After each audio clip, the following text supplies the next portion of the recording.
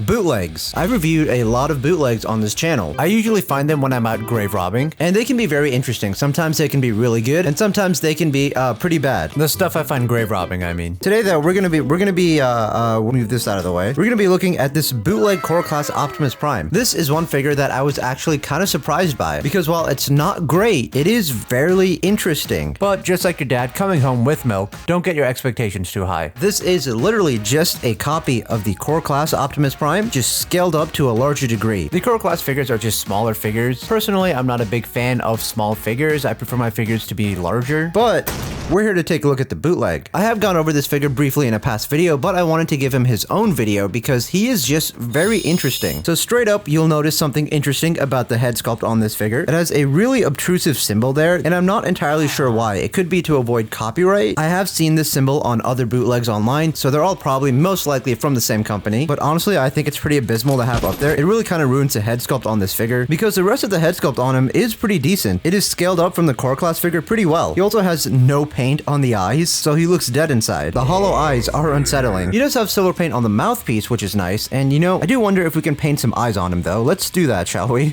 So I have a Gundam marker. Unfortunately, I do not have a lighter shade of blue, but it's still better than nothing. I'm gonna place another sheet of paper here just in case. Now this could go either really well or absolutely terribly. This is so hard to do on camera. I don't think this is thin enough.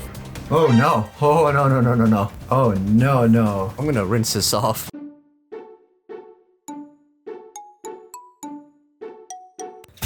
So, lesson of the day, don't do that. Honestly, I'm not too worried. I can just use some rubbing alcohol on it. It's just funnier this way. Just like in all aspects of life, alcohol is good for when you make mistakes. But let's move on to the rest of the video, shall we? I'm gonna leave this paper here because it's still wet. There we go. So for the rest of the figure, the chest piece is made of die-cast metal, which I do think is impressive, and I think the paint matching on it is done pretty well, better than most Hasbro figures sometimes. The lighter blue paint for the windows is also done really well. All this detail for the truck mode is really nice. On the original figure, all the detail is so tiny, so having a larger figure really brings it out a lot more. I will say the smokestacks being not fully painted kind of throws me off. You do have more detail on the arms and on this side over here. The abdomen area looks pretty good. You have some nice silver paint in that front grille piece, some more silver paint applications on the crotch piece, rest of it looking fairly simple, and the legs are looking fairly simple as well. Here's a closer look for those that care. I literally don't know what else to say. They're just legs. The wheels on this figure are kind of cheap. I know why, right? Cheap quality on a bootleg, but they do have some nice detail. Now all the detail on this figure is pretty much exactly the same as the original. We can take a closer look and you can see how similar the head sculpts are. My white balance is changing as I bring these figures closer to the camera. That's annoying, but you can see the same amount of detail on the chest pieces, the arms, even the side of the arms, as well as the legs. Back is also pretty much the same. The transformation is also literally the same, and we'll get to that later. Now, one thing I never liked about the core class figures, they tend to have quite a bit of hollow points. This one has it on the back of the head, as well as the legs and feet. This one has a completely solid head, but has some hollow bits for the arms, and as well as the legs and feet. You can, however, still see some more of that detail inside, but just a bit more spread out than it is on the original figure. Now, both figures pretty much have ball joints for all the joints, and I do really like that because it does help with the articulation. The head is not on a ball joint for either of them, but you can spin it a full 360, and because of this flap, you can kind of get that up and down movement, but it does look kind of awkward. These arms can spin a full 360. They can move back like that, mainly for the transformation. You get an elbow bend, a full 360 rotation on that. These hands can move in, mainly for the transformation. No waist rotation. Legs are on a ball joint, so they can move forward, out to the side, and you can bring them back. Knee bend, and a leg rotation from right there. Now, while this Optimus comes with an ion blaster, don't ask me where it is, I may have lost it. The bootleg essentially just comes with this. This is not Optimus's ion blaster, if you couldn't tell. It is really just Starscream's null ray, but I don't know exactly which figure this is copied from. If you do know, let me know in the comments below, please. It does fit in his hand. It's a pretty tight fit, just like your mom. And I do believe the hands are 5mm compatible, so there's that. Both figures do have some pegs on the side. It doesn't really fit in there.